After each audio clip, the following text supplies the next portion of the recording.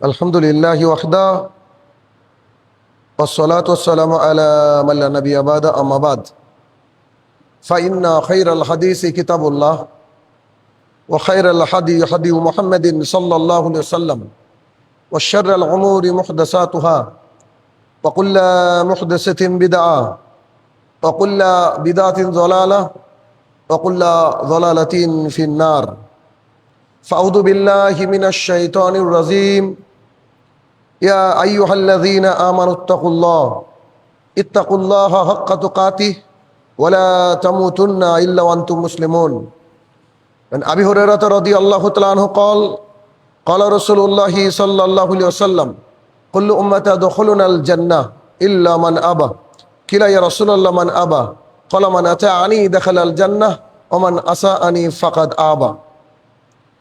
সম্মানিত উপস্থিতি, সর্বপ্রথম আল্লাহ সুবহানাহু ওয়া তাআলার বারগাহে শুকরিয়া জ্ঞাপন করব যে আল্লাহ তাআলা ব্যস্ততাকে পাশে রেখে তারই ঘর মসজিদে জুমার সালাত আদায় করার লক্ষ্যে প্রেরণ করেছেন, যিনি বিচার দিবসের একক এবং একচ্ছত্র অধিপতি, সে রব্বুল ইজ্জাতের বারগাহে শুকরিয়া জ্ঞাপনার্থে আমরা বলি আলহামদুলিল্লাহ। অতঃপর সমগ্র মানব জাতির শিক্ষক, সমগ্র মানব জাতির পথপ্রদর্শক মুহাম্মদুর রাসূলুল্লাহ সাল্লাল্লাহু আলাইহি সাল্লামের ওপর শতকোটি সালাত ও সালাম বর্ষিত হোক, আমরা বলি আল্লাহুম্মা আমিন। আজ সংক্ষিপ্ত আলোচনার বিষয় যুলহিজ্জা মাসের প্রথম 10 দিন।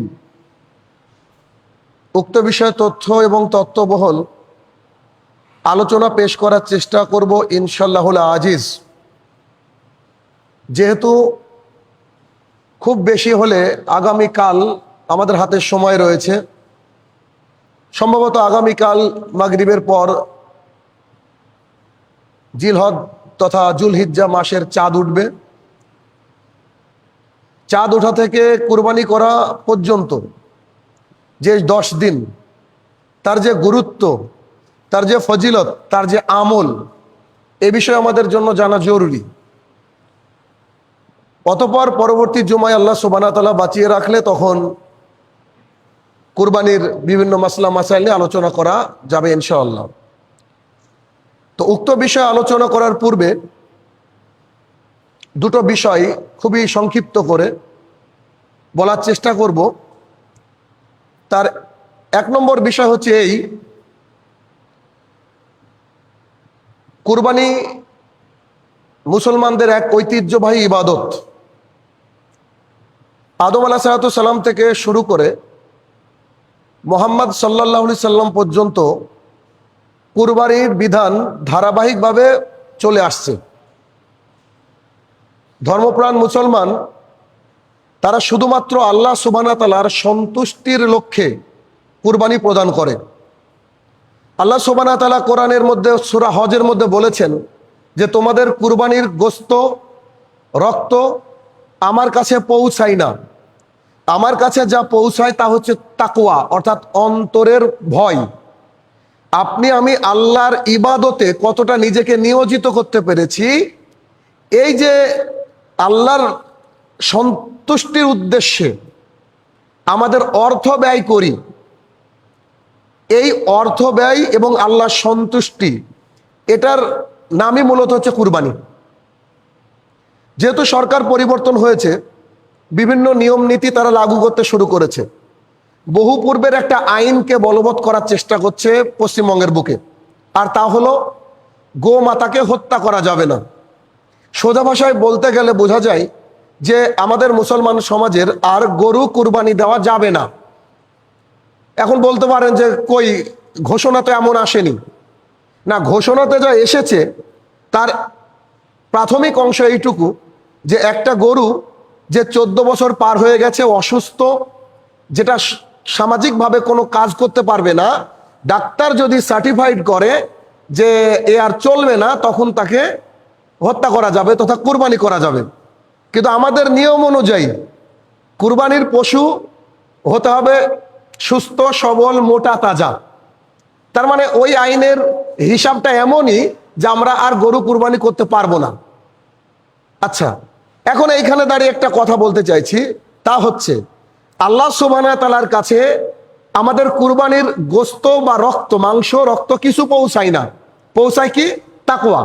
তাহলে কুরবানির জন্য যে পশুগুলো সিলেকশন করেছেন মুহাম্মদ সাল্লাল্লাহু আলাইহি সাল্লাম, সেগুলোর মধ্যে ছিল উট, দুম্বা, গরু এবং ছাগল।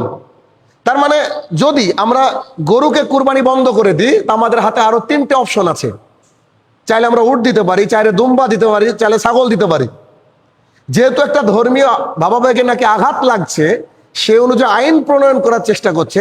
এই জন্য আমি অ্যাজ এ মুসলিম হিসাবে অনুরোধ করব যে এই বছর আমরা গরু কুরবানি না দিই।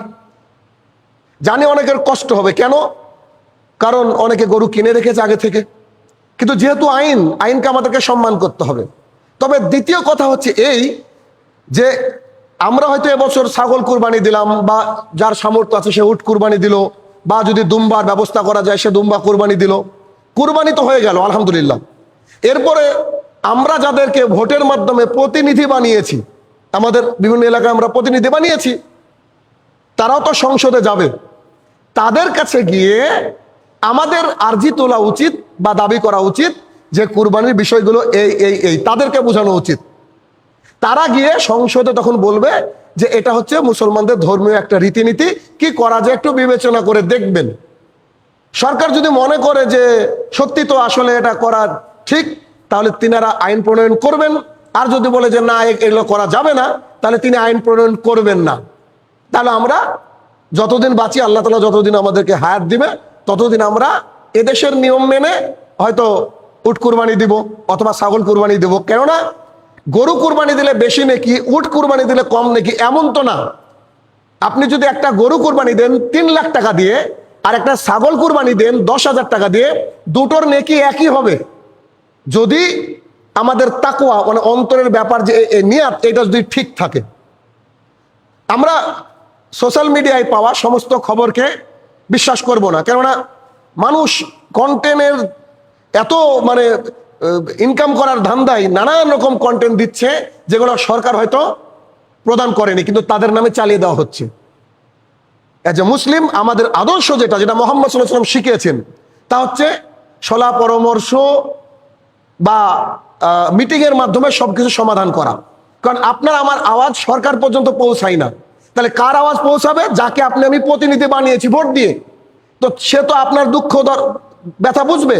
তাহলে তাকে গিয়ে বলতে হবে যে আমরা আসলে গরু কুরবানি দিতে চাইছি, যদি আমরা চাই তো আপনি একটু গিয়ে একটু পেশ করেন না। যদি সরকার বলে যে আচ্ছা ঠিক আছে চলবে, বিবেক বিবেচনা করে, তাহলে চলবে। যদি বলে যে না, তাহলে আমাদের অপশন রয়েছে আরো 3টে। অর্থাৎ এ নিয়ে ঝামেলার কোনো হিসাব নেই। হ্যাঁ, কিছু মানুষ এ নিয়ে বিরোধিতা করার চেষ্টা করবে, অতি মুসলমান হওয়ার চেষ্টা করবে, কারণ গরুর গোশত না খেলে মুসলমান থাকে না, এমন হাদিসও নাই, কোরআনের আয়াতও নাই।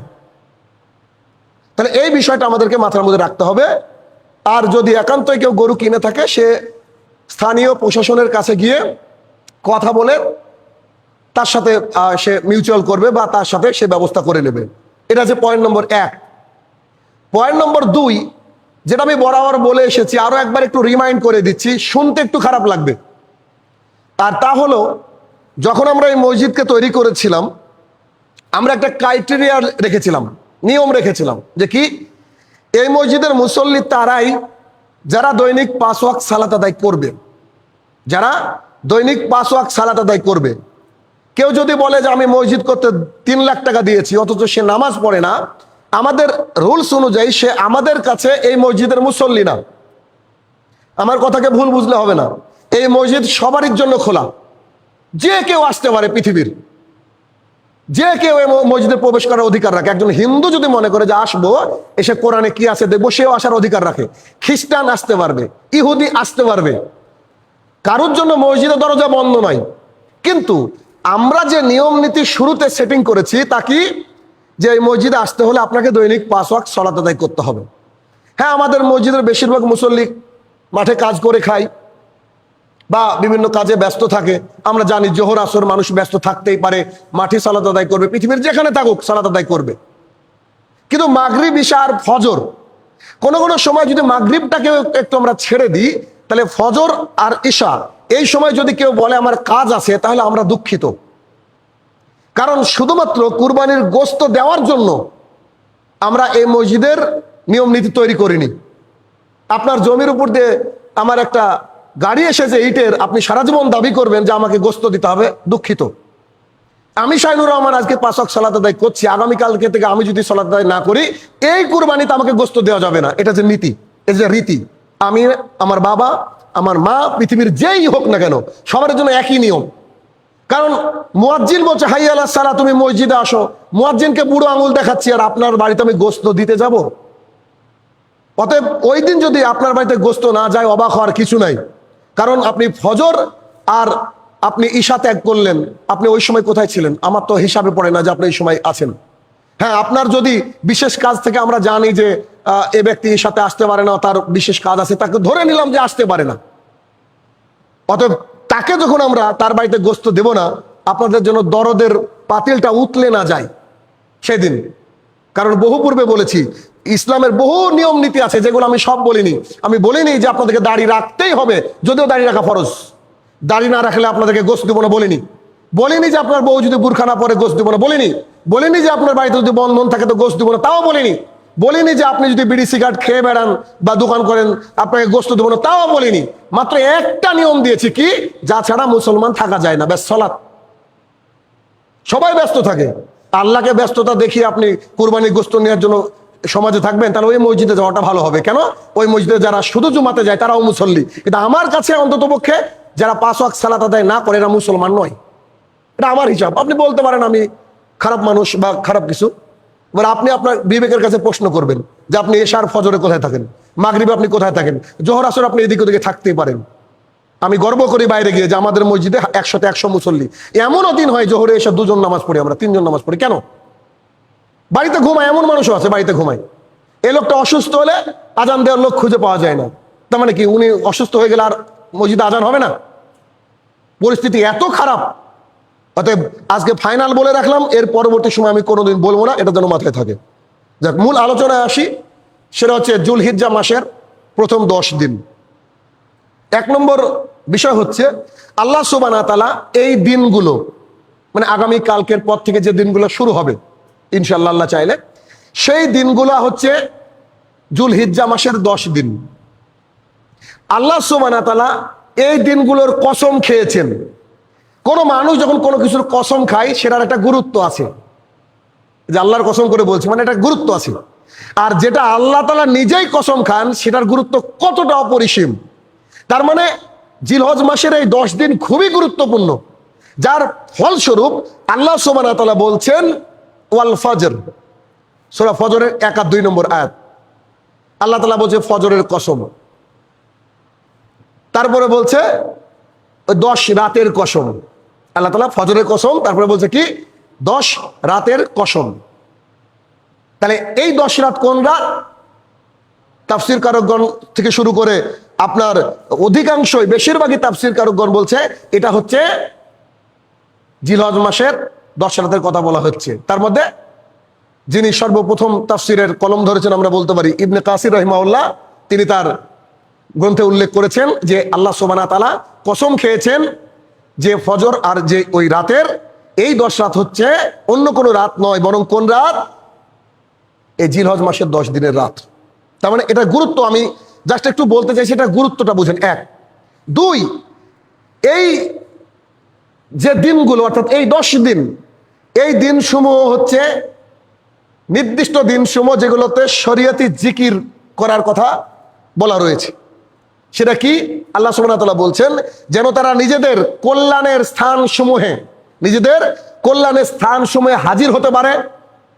আর তাদেরকে যে চতুষ্পদ জন্তু আল্লাহ সুবহানাহু ওয়া তাআলা দিয়েছে, মানে ছাগল, গরু, ভেড়া ইত্যাদি দিয়েছে, তা থেকে যে আল্লাহ তাআলা রিজিক দিয়েছেন, তা যেন আল্লাহ সুবহানাহু ওয়া তাআলার নির্ধারিত নাম নিয়ে, মানে যে জবাই করার সময় যে নাম নিয়ে আমরা নির্ধারিত নাম নিয়ে স্মরণ করতে পারে। অতঃপর তা থেকে তোমরা খাও, তা থেকে তোমরা দুস্থ, অসহায়, দরিদ্রকে খেতে দাও। সূরা হজের 28 নম্বর আয়াত। তার মানে নির্দিষ্ট দিনগুলো, মানে কোন দিন? এই 10 দিনকে বলা হয়েছে নির্দিষ্ট দিন। যদিও এই 10টা দিনের পক্ষে অনেক হাদিস রয়েছে। ইবনে আব্বাস রাদিয়াল্লাহু আনহু বলেছেন যে এই নির্ধারিত দিনগুলো হচ্ছে অ্যাকচুয়ালি জিলহজ মাসের 10 দিন। জাস্ট একটু আমি গুরুত্বটা বোঝানোর চেষ্টা করছি, অনেক লম্বা লম্বা হাদিস রয়েছে। 3 নম্বর পয়েন্ট হচ্ছে এই 10 দিন মানে জিলহজ মাসের 10 দিন হচ্ছে দুনিয়াতে যতদিন আল্লাহ তাআলা দিয়েছেন তার মধ্যে সবচেয়ে সেরা দিন, সবচেয়ে সেরা এর উপরে সেরা দিন আল্লাহ সুবহানাহু ওয়া তাআলা তার জমিনে রাখেননি।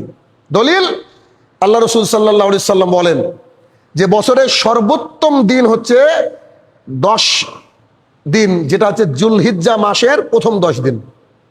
এটা কে বলছেন? মুহাম্মদ সাল্লাল্লাহু আলাইহি সাল্লাম। জুলহিজ্জা মাসের প্রথম 10 দিন হচ্ছে সর্বোত্তম দিন। আল্লাহর পথে এই দিনগুলোর, আল্লাহর জন্য বা আল্লাহর পথে এই দিনগুলোর মতো আর কোনো দিন নাই। সাহাবীদের প্রশ্ন হবে, পরবর্তী সময় আমরা করব, জানবো ইনশাল্লাহ। তাহলে কি রাসূল সাল্লাল্লাহু আলাইহি ওয়াসাল্লাম এই কথা বললেন যে এই দিনগুলো হচ্ছে সর্বশ্রেষ্ঠ দিন, এমন দিন আল্লাহ সুবহানাহু ওয়া তাআলা জমিনে আল্লাহ সুবহানাহু ওয়া তাআলা কি করেননি? রাখেননি। পয়েন্ট নম্বর 4, সেটা কি? যে উক্ত 10 দিন, এই উক্ত 10 দিনের মধ্যে রয়েছে ইয়াউম আরাফা। ইয়াউম আরাফা কি? যেদিন আল্লাহ সুবহানাহু ওয়া তাআলা তার জমিনের সবচেয়ে বেশি মানুষকে ক্ষমা করেন, সবচেয়ে বেশি মানুষকে জাহান্নাম থেকে মুক্তি দেন। এইটা রয়েছে কোন 10 দিনের মধ্যে? এই ঈদুল জোহার বা ঈদুল আজহার বা জুলহিজ্জার এই 10 দিনের মধ্যে। যদিও একটা বিষয় রয়েছে এখানে, সেটা হচ্ছে যে এই 10 দিন যদি, এই যে 10 দিন, এই 10 দিনের মধ্যে যদি অন্য কিছু নাও থাকতো, শুধুমাত্র আরাফা থাকতো, তাও এই 10 দিনের মধ্যে আল্লাহ সুবহানাহু ওয়া তাআলা এই দিনকে শ্রেষ্ঠত্বের মর্যাদা দিতেন। মানে আরাফার গুরুত্বটা এত বেশি, যেদিন মানুষকে সবচেয়ে বেশি মুক্তি দেওয়া হয়, এই জন্য এই দিনটা কি সবচেয়ে বেশি গুরুত্বপূর্ণ দিন। এই দিনগুলাকে আল্লাহ তাআলা এক লাইনে গুরুত্ব করেছে। 5, উক্ত 10 দিনের মধ্যে ইয়াউমান নাহার, কিসের দিন পড়ে? কুরবানির দিন পড়ে। ইব্রাহিম আলাইহিস সালামের কুরবানির কথা স্মরণ করলে বুঝতে পারবেন দিনটা কত কঠিন ছিল তার কাছে, এবং কঠিন থাকার সাথে সাথে আবার সঙ্গে সঙ্গে আল্লাহ তাআলা আনন্দ দিয়ে দিয়েছিল তাকে। তার কঠিন ছিল, আবার সাথে সাথে কি দুম্বা আল্লাহ সুবহানাহু ওয়া তাআলা প্রেরণ করে দিলেন, দিয়ে কি হলো? সেটা অনেক আনন্দের দিন হয়ে গেল। অতএব এটা হচ্ছে এই 10 দিন এর মধ্যে রয়েছে কিসের? যেমন আরাফার দিন, তেমন কুরবানির দিন। রাসূল সাল্লাল্লাহু আলাইহি ওয়াসাল্লাম বলছেন সর্বশ্রেষ্ঠ দিন হচ্ছে কুরবানির দিন, কুরবানির দিন। এরপরে বলছে তার পরের দিন হচ্ছে বিশ্রামের দিন। আবু বকর রাদিয়াল্লাহু আনহু বলেন ঈদের পরের দিনকে বিশ্রামের দিন বলা হয়েছে। এই দিনের আমি গুরুত্ব একটু বলতে চাইছি। 6, 10 জুলহিজ্জা হচ্ছে কুরবানির দিন, যেটা সম্মানিত দিন। একটু আগে কি বললাম? কুরবানির দিনটা হচ্ছে শ্রেষ্ঠ দিন। এখন আবার এসে বলছি যেটা কি সর্বশ্রেষ্ঠ দিন। কেমন? আবু বকর রাদিয়াল্লাহু তাআলা আনহু বলেন নবী করিম সাল্লাল্লাহু আলাইহি সাল্লাম এর কথা তিনি একবার উল্লেখ করে বলছেন যে মিনায় তিনি তার উটের উপরে বসেছিলেন, মানে মুহাম্মদ সাল্লাল্লাহু আলাইহি ওয়াসাল্লাম মিনায় তার উটের উপরে বসেছিলেন। একজন লোক তার উটের লাগাম ধরে দাঁড়িয়েছিলেন। তিনি বললেন আজ কোন দিন? সাহাবায়ে কেরাম চুপ থাকলেন। আবু বকর রাদিয়াল্লাহু আনহু বলছেন আমরা চুপ থাকলাম কেন? আমরা সবাই তো জানি আজকে কোন দিন, কিন্তু চুপ থাকলাম কেন? আমরা ভাবলাম যে মুহাম্মদ সাল্লাল্লাহু আলাইহি ওয়াসাল্লাম হয়তো এই দিনটার একটা আলাদা নাম দিবে, নাম তো দিতেই পারে। তো আমরা চুপ থাকলাম। তিনি বললেন এটা কি কুরবানির দিন নয়? আমরা বললাম হ্যাঁ হ্যাঁ হ্যাঁ, এটা তো কুরবানির দিন। তখন তিনি বললেন আচ্ছা এটা কোন মাস? আমরা আবারও চুপ থাকলাম, বোধহয় তিনি কোনো মাসের, এই মাসটা অন্য কোনো একটা লকব দিবেন, নাম দিবেন। তখন তিনি আমাদেরকে চুপ থাকতে দেখে বললেন এটা কি জিলহজ নয়? আমরা বললাম জি হ্যাঁ জি হ্যাঁ জি হ্যাঁ। তখন তিনি বললেন জেনে রাখো, মানে তোমাদের জান, তোমাদের মাল, তোমাদের সম্মান, তোমাদের পরস্পরের জন্য যেমন সম্মানিত আজকের এই মাস, মানে তোমাদের জান, তোমাদের মাল, তোমাদের সম্মান যতটা সম্মানিত, যতটা গুরুত্বপূর্ণ, তার চেয়ে আরো বেশি গুণ গুরুত্বপূর্ণ কি আজকের এই মাস, আজকের এই শহর, আর আজকের এই দিন হচ্ছে সম্মানিত। মানে একজন মানুষের জান, মাল ইত্যাদি সব কিছু মিলিয়েও যা সম্মানিত, তার চেয়ে বেশি সম্মানিত দিন কোন দিন? কুরবানি ঈদের দিন। কুরবানি ঈদের দিন। তাহলে এই ঈদের দিনটা কি সম্মানিত দিন। আল্লাহ সুবহানাহু ওয়া তাআলার কথা নিয়েই তো মুহাম্মদ সাল্লাল্লাহু আলাইহি ওয়াসাল্লাম কথা বলেছেন। আল্লাহ তাআলাই তো এই দিনটাকে সম্মানিত করেছেন। তাহলে কি এই যে সম্মানিত দিন। তার মানে এখানে আমাদেরকে বুঝে নিতে হবে যেটা হচ্ছে সম্মানিত দিন। 7 নম্বর পয়েন্ট, এইটা হচ্ছে কুরবানির দিন, হজ্জে আকবরের দিন, যেদিন আল্লাহ সুবহানাহু ওয়া তাআলার মানে বান্দারা দূর দূরান্ত থেকে নানা ভাষা নানা রকমের মত, তারা সবাই বাইতুল্লাহর তোয়াফ করে, তারা আল্লাহ সুবহানাহু ওয়া তাআলার ডাকে সাড়া দেয়, আল্লাহুম্মা লাব্বাইক বলে সাড়া দেয়। সেই দিন আল্লাহ সুবহানাহু ওয়া তাআলা নিজেই বলছেন, আর আজকে হচ্ছে বড় হজের দিন। আল্লাহ সুবহানাহু ওয়া তাআলা কি বলছেন? আজকে হচ্ছে বড় হজের দিন। তার মানে ওই দিনটা হচ্ছে কত বড় সম্মানিত, যে আল্লাহ সুবহানাহু ওয়া তাআলা যেটাকে বড় হজ বলে উল্লেখ করেছেন বা বড় দিন বলে উল্লেখ করেছেন। কারণ এর চেয়ে উন্নত দিন আর কি হতে পারে? আবু হুরায়রা রাদিয়াল্লাহু তাআলা আনহু বলেন, রাসূল সাল্লাল্লাহু আলাইহি ওয়াসাল্লাম বলেছেন, আবু বকর রাদিয়াল্লাহু তাআলা আনহু বলেছেন হাদিসটা, যে আমাকে যে সকল লোকের সঙ্গে পাঠানো হয়, আমাকে যাদের সাথে পাঠানো হয় মিনাই কুরবানির দিন, মিনাই কুরবানির দিন, এই ঘোষণা মানে আমাকে এই ঘোষণা দেওয়ার জন্য পাঠানো হয় যে কি এবছরের পর কোনো মুশরিকরা এখানে আর হজ করতে পারবে না। মানে সম্মানিত দিনের ঘোষণাটা ওখানে বলে দেওয়া হয়েছে যে কি বাইতুল্লাহর মধ্যে কেউ উলঙ্গ হয়ে তোয়াফ করবে না। একসময় উলঙ্গ হয়ে মানুষ তোয়াফ করত, আজকের পর থেকে এটা হবে না। এবং কুরবানির দিনই হলো হজ্জে আকবরের দিন, সবচেয়ে বড় হজের দিন। এটা কোরআন থেকে আর হাদিস থেকে, বুখারী হাদিস, আরো লম্বা হাদিসগুলো রয়েছিল। এরপরে কি 8 নম্বর, এই দিনগুলিতে প্রধান প্রধান ইবাদতের সমাবেশ ঘটে। প্রধান প্রধান ইবাদত কি বলেন তো? সালাত, সিয়াম, হজ, দেখেন কুরবানি, যত বেশি ইবাদত আছে, বড় বড় ইবাদত, এই বড় বড় ইবাদতগুলো কোথায় ঘটে? এর মধ্যে ঘটে, এর মধ্যে ঘটে। আচ্ছা, সংক্ষিপ্ত সারে এবার বোঝার চেষ্টা করব আমরা যে এই প্রথম 10 দিনের আমলের ফজিলত কি, ইন শর্ট বোঝার চেষ্টা করব। সেটা কি? আল্লাহ সুবহানাহু ওয়া তাআলার নিকট এই 10 দিনের আমলের চেয়ে আর প্রিয় আমল কোনোটা হয় না আল্লাহ দরবারে। সুবহানাল্লাহ, ভাবা যায় সেটা কি? ইবনু আব্বাস রাদিয়াল্লাহু তাআলা আনহুমা থেকে বর্ণিত, তিনি বলেন যে রাসূল সাল্লাল্লাহু আলাইহি ওয়াসাল্লাম বলেছেন যে এমন কোনো দিন নাই যে দিনগুলায় সৎ কাজ মানুষ করে আল্লাহ তাআলার নিকটে যুলহিজ্জা মাসের এই 10 দিনে সৎ কাজ অপেক্ষা বেশি। মানে কি? আল্লাহ তাআলার জমিনে এমন কোনো দিন নাই যে মানুষ সৎ ইবাদত করলো, কিন্তু ওই 10 দিন ইবাদত করে অন্য আরো যে দিনগুলো বাকি থাকলো ওই দিনে ইবাদত করে এই 10 দিনের মতো নেকি পাওয়া যায়, এমন ইবাদত, এমন দিন আল্লাহ তাআলার জমিনে নাই। তখন একজন সাহাবাই কেরাম বলছে, আল্লাহ রাসূল সাল্লাল্লাহু আলাইহি ওয়াসাল্লাম কি বললেন আপনি? তাহলে জিহাদও না? জিহাদ মানে তো শহীদ হয়ে যাওয়া, তাহলে কি জিহাদও নয়? তখন রাসূল সাল্লাল্লাহু আলাইহি ওয়াসাল্লাম বলছেন, না জিহাদও নয়। মানে কি? ওই দিনের জিকির, ওই দিনের আজকার, ওই দিনের দান, ওই দিনের সিয়াম, ওই দিনের সাদাকা, ওই দিনের সলাত এত গুণ উন্নত, জিহাদ অত গুণ উন্নত নয়।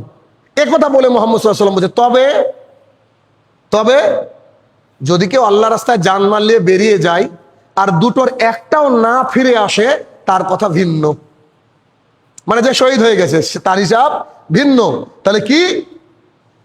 একজন শহীদ, সে শহীদ হয়ে গেছে, তার কথা ভিন্ন।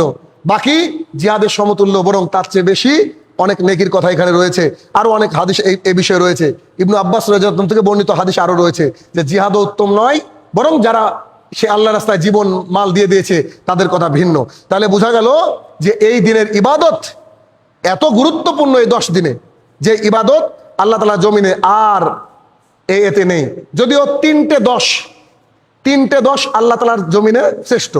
এটা কি বলে দিই?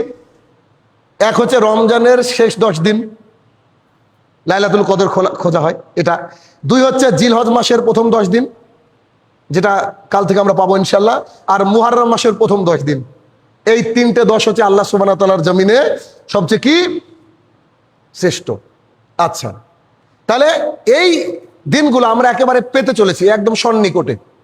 আমাদের উচিত হবে এই দিনগুলোর মর্যাদা, তখন আমরা বুঝলাম এই মর্যাদা অনুযায়ী এই দিনগুলো সাথে যেন ভালো আমরা আচরণ করতে পারি, বেশি বেশি নেকি করতে পারি। আমাদেরকে সেই চিন্তাধারা করে এখন থেকে রেডি হতে হবে। আল্লাহ সুবহানাহু ওয়া তাআলা আমাদেরকে সেই তৌফিক দান করুক। আল্লাহুম্মা আমিন।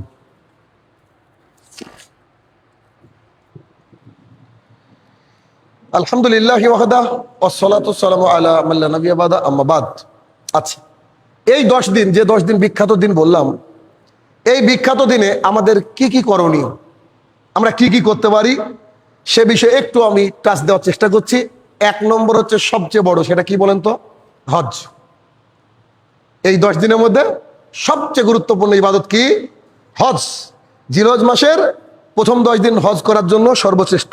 হাদিস, রাসূল সাল্লাল্লাহু আলাইহি ওয়াসাল্লাম বলেছেন, এক উমরা থেকে আরেক উমরা পর্যন্ত ভেতরের পাপের কাফফারা, মানে এক উমরা থেকে আরেক উমরা পর্যন্ত যত পাপ করবে সাগীরা গুনাহ আল্লাহ সুবহানাহু ওয়া তাআলা ক্ষমা করে দিবেন। এবং মাকবুল হজ, অর্থাৎ যে হজ আল্লাহর কাছে কবুল হবে, সেই হজ এর পুরস্কার জান্নাত ছাড়া আর কিছুই নয়।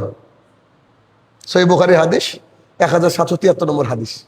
তার মানে কি, এই 10 দিনের মধ্যে সর্বশ্রেষ্ঠ ইবাদত হজ। যদি কারো সামর্থ্য থাকে তারা বাইতুল্লাহর হজ করবে, যেটা আমাদের মুসলমানদের জন্য খুবই জরুরি। 2 নম্বর পয়েন্ট, সেটা হচ্ছে সিয়াম। সিয়াম হচ্ছে দুটো সিয়ামের কথা উল্লেখ করবো এখানে। তার একটা হচ্ছে একেবারে টানা 9 দিন, আগামীকালকের পর থেকে টানা 9 দিন সিয়াম পালন করার কথা বলা হয়েছে। যে যদি আমরা চাই, ইবনে আব্বাস রাদিয়াল্লাহু আনহু থেকে বর্ণিত, তিনি বলেছেন যে রাসূল সাল্লাল্লাহু আলাইহি ওয়াসাল্লাম বলেছেন যে ওই যে আগের হাদিসটা, যে এমন কোনো আমল, এমন কোনো দিন নাই যেটা সৎ আমল এই দিনের আমলের চেয়ে সর্বশ্রেষ্ঠ। আর আল্লাহ তাআলার জমিনে সবচেয়ে দামি ইবাদত হচ্ছে সিয়াম। আমরা জানি, ওই যে আবু উমামা বাহিলি রাদিয়াল্লাহু আনহু থেকে বর্ণিত, বহুবার শুনেছেন হাদিস, যে আল্লাহ রাসূল সাল্লাল্লাহু আলাইহি ওয়াসাল্লাম, আপনি আমাকে একটা ভালো আমলের কথা বলেন। তখন বলছে সিয়াম পালন করো। ভালো আমলের কথা বলেন, সিয়াম পালন করো। ভালো আমলের কথা বলেন, সিয়াম পালন করো। তো বলছে সিয়ামের সমতুল্য আমল পৃথিবীতে নাই।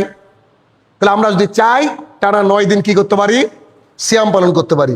আর যদি আমরা মনে করি যে 9 দিন পালন করব, যদি সামর্থ্য থাকে কারোর, আমরা করব। অথবা আমাদের যদি সামর্থ্য না থাকে তাহলে আমরা আরাফার দিনে সিয়াম পালন করব। এটা নিয়ে বিশাল বড় ইখতিলাফ রয়েছে। কেউ বলছে হাজীগণ যেদিন আরাফার ময়দানে সেদিন ইয়মে আরাফা, কেউ বলছে যে না, নিজের নিজের দেশের চাঁদ। এটা আপনার বিবেকে যেটা আসে, বড় বড় আলেমদের কাছ থেকে নিয়ে আপনার যেটা বিবেকে মানে মনে হয় যে এটাই সঠিক, আপনি সে রাস্তায় যেতে পারেন, সেটা আপনাদের বিষয়। এই হচ্ছে বিষয়। আচ্ছা, এরপরে কি, রাসূল সাল্লাল্লাহু আলাইহি ওয়াসাল্লাম এই সময় যে ইবাদত করতেন খাস করে, সেটা কি, যে তার এক স্ত্রী থেকে বর্ণিত হয়েছে যে রাসূল সাল্লাল্লাহু আলাইহি ওয়াসাল্লাম জিলহজ মাসের 9 দিন কি করতেন? সিয়াম পালন করতেন। আর আশুরার দিন এবং প্রত্যেক মাসের 3 দিন সিয়াম পালন করতেন। মানে ওই দিন যে সিয়াম পালন করতেন তার দলিল। কিন্তু আরাফার সিয়াম আবার আমাদের জন্য, মানে যারা আমরা হজে নাই, হজের ময়দানে যারা থাকবে তাদের জন্য বা সিয়াম নয়। এখানে একটু বুঝতে হবে বিষয়। তাহলে কি কি হলো ব্যাপারটা, যে আমরা আরাফার দিনের সিয়াম পালন করব। আর সিয়ামের সমতুল্য কি? পৃথিবীতে আর কোনো আমল নাই। যদি আমরা পারি 9 দিন আলহামদুলিল্লাহ, না পারলে আরাফার দিনের শুধু সিয়াম আমরা পালন করব। আচ্ছা, এরপরে আমরা যেটা দেখব সেটা হচ্ছে কি, যদিও জাল হাদিস, জয়ীফ হাদিসও আছে, এই 10 দিনের সিয়াম পালন, 9 দিনের সিয়াম পালন করলে নেকি, ওগুলা কিন্তু না, ওরকম হাদিস মানা যাবে না। আচ্ছা, 3 নম্বর পয়েন্ট, আসলে 3 নম্বর পয়েন্টটা বলে দিয়েছে অলরেডি, সেটা হচ্ছে আরাফাত দিনের সিয়াম। ইখতিলাফ রয়েছে, এদিন কে কোন দিন করবেন এটা আপনারা আলেমদের কাছ থেকে জেনে নেবেন, বড় আলেমদের কাছ থেকে, অসুবিধা নেই ইনশাআল্লাহ, ঠিক আছে। আচ্ছা, এরপরে কি, যদিও সৌদি ফতোয়া বোর্ড কিন্তু বলছে যেদিন আরাফার দিনে হাজিরা অবস্থান করবে সেদিনটা হচ্ছে আরাফার দিন। একদম 4052 নম্বর ফতোয়া, এটা ফতোয়াটা দেখতে পারেন, আমার কাছে আছে, ফতোয়া নম্বর 4052, ঠিক আছে। প্রশ্ন করা হয়েছে যে আমরা কি আরাফার দিনে সিয়াম রাখবো, 2 দিন রাখবো নাকি 1 দিন রাখবো? তখন বলছে আরাফার দিন হচ্ছে সেই দিন যেদিন হাজিরা আরাফার ময়দানে অবস্থান করে। এটার উপরে ভিত্তি করে আবু বকর জাকারিয়া থেকে শুরু করে বড় বড় উলামায়ে দিন বলছে যে আরাফাত যেদিন সেদিন। আবার আমাদের দেশের বড় বড় রত্ন আলেম তারা আবার অনেকেই বলছে যে না, এই দিন। ইখতিলাফ রয়েছে। এবার ইখতিলাফ যতটুকু আপনারা বুঝবেন সেই অনুযায়ী ইনশাল্লাহ আমল করার চেষ্টা করবেন। আর আমি হয়তো ইনশাল্লাহ গতবার যা করেছি এটাই করব, যেদিন হাজির আরাফার ময়দানে সেদিন আমি করার চেষ্টা করবো। এটা আমার ব্যক্তিগত কথা। 4 নম্বর পয়েন্ট হচ্ছে, চুলহিজ্জা মাস শুরু হলে কুরবানি দাতা, যিনি কুরবানি দিবেন, তিনি তার চুল, নখ, লজ্জাস্থানের কোনো লোম, পশম এবং কোনো মৃত চামড়া, হাতে থাকে না মৃত চামড়া, এগুলো যেন এই 10 দিন ইচ্ছা করে না তুলে ফেলে, না কাটে। তার মানে কালকে পর্যন্ত সম্ভবত শেষ সময় চুলকে সাইজ করে নেওয়া, গুপ্ত অঙ্গ যদি থাকে পরিষ্কার করে নেওয়া, নখগুলাকে কেটে নেওয়া, এটা কালকের মধ্যে ইনশাল্লাহ চেষ্টা করবেন, কেননা ঈদ যদি 27 তারিখে হয় তাহলে কিন্তু সময় নাই, কালকেই সন্ধ্যাবেলায় চাঁদ ওঠার হিসাব।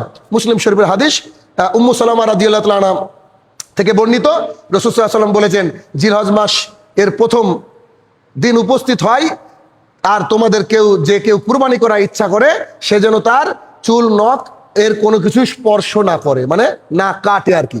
এটা কেন আল্লাহ সুবহানাহু ওয়া তাআলা জানে, আল্লাহ রাসূল সাল্লাল্লাহু আলাইহি ওয়াসাল্লামকে আল্লাহ তাআলা যতটুকু বলেছিল আমাদেরকে দিয়েছেন। 5 নম্বর হচ্ছে তাকবীর, তাহলিল, আজকার, জিকির, এগুলো বেশি বেশি করতে হবে, কারণ এই সময় সব সময় নেকি যেহেতু বেশি, এগুলো করতে হবে। আর এই ক্ষেত্রে বলা হয়েছে যে আল্লাহু আকবার, আল্লাহু আকবার, লা ইলাহা ইল্লাল্লাহু, আল্লাহু আকবার, আল্লাহু আকবার, ওয়ালিল্লাহিল হামদ। এটা অনেক সাহাবী, যেমন আপনার ইবনে উমর রাদিয়াল্লাহু আনহু, উমর ইবনে খাত্তাব রাদিয়াল্লাহু আনহু, আবু হুরায়রা রাদিয়াল্লাহু আনহু, সবাই এনারা বাজারে চলে যেতেন, এখানে বাজারে গিয়ে জোরে জোরে পড়তেন। এই মৃত সুন্নতকে আমাদেরকে জীবিত করার দরকার। আপনি মাঠে যাচ্ছেন, সাইকেলে যাচ্ছেন, হেঁটে যাচ্ছেন, বাইকে যাচ্ছেন, আপনি পড়তে পড়তে যান, একটু ছোট আওয়াজে, মহিলারা আস্তে পড়বে, পুরুষরা একটু জোরে জোরে আওয়াজ করে পড়েন, যাতে করে আপনার আমার আওয়াজ শুনে অন্যজনও পড়তে পারে। তাহলে এই 10 দিন টানা চলবে, যদিও 13 দিন চলবে, 10 দিন প্রথম ঈদ পর্যন্ত, আর তারপরে সলাতের পরে এটা বিশেষ এইটা। তাহলে কি এটা? এরপরে 6 নম্বর হচ্ছে নফল সলাত, যদি কেউ চান বেশি বেশি করে আদায় করবেন, কেননা এই দিনের আমলগুলো শ্রেষ্ঠ আমল। ওই জোহরের আগে 2 আমরা যারা পড়ি, আমাদের যদি সুযোগ থাকে, আল্লাহ সুযোগ করে দেয়, তাহলে আমরা কি করব? 4 করে পড়বো, অসুবিধাকে একটু একটু বেশি করে পড়ি। এরপরে 7 নম্বর পয়েন্ট হচ্ছে সাদাকা, দান করা। যতটুকু সামর্থ্য আল্লাহ তাআলা দিয়েছে ততটুকু দান করা। কেন? এই দিনে আমলগুলা বেশি বেশি আল্লাহ সুবহানাহু ওয়া তাআলার কাছে কবুল হবে এবং নেকি হিসাবে বেশি থাকবে। এরপরে 8 নম্বর হচ্ছে সামর্থ্য থাকলে অবশ্যই কুরবানি করা। যদি সামর্থ্য থাকে তা আল্লাহ সুবহানাহু ওয়া তাআলার রাস্তায় কি? কুরবানি করা। এই হচ্ছে মোটামুটি আজকের আলোচনা। এখান থেকে আমরা বুঝতে পারলাম 10 দিনের ফজিলত, 10 দিনের গুরুত্ব, এই 10 দিনে আমাদের কি করণীয়। আল্লাহ সুবহানাহু ওয়া তাআলা আমাদেরকে কোরআন এবং সুন্নাহ মোতাবেক এই 10 দিনকে পালন করার এবং কুরবানি ঈদকে নির্বিঘ্নে পালন করার তৌফিক আদা করুক, আল্লাহুম্মা আমিন। হে আমার প্রতিপালক, কবরের তলে যারা শায়িত জানি না কি হালে রয়েছে, তারা যদি ক্ষমার যোগ্য হয় মাবুদ, তাকে তুমি ক্ষমা দান করো, আল্লাহুম্মা আমিন। হে আমার প্রতিপালক, আমরা যারা কুরবানি নিয়াত করেছি, আমরা যেন নির্বিঘ্নে কুরবানি দিতে পারি, আল্লাহ তুমি সেই তৌফিক আদা করো, আল্লাহুম্মা আমিন। হে আমার প্রতিপালক, আমাদের মধ্যে যারা অসুস্থ রয়েছে, আল্লাহ এই অসুস্থতা থেকে যেন তারা বেরিয়ে আসতে পারে, তুমি সেই তৌফিক আদা করো, আল্লাহুম্মা আমিন। হে আমার প্রতিপালক, আমরা যেন এদেশেই মাথা উঁচু করে আমাদের সমস্ত ধর্মীয় বিধান মানতে পারি, তুমি আমাদেরকে সেই তৌফিক আদা করো, আল্লাহুম্মা আমিন।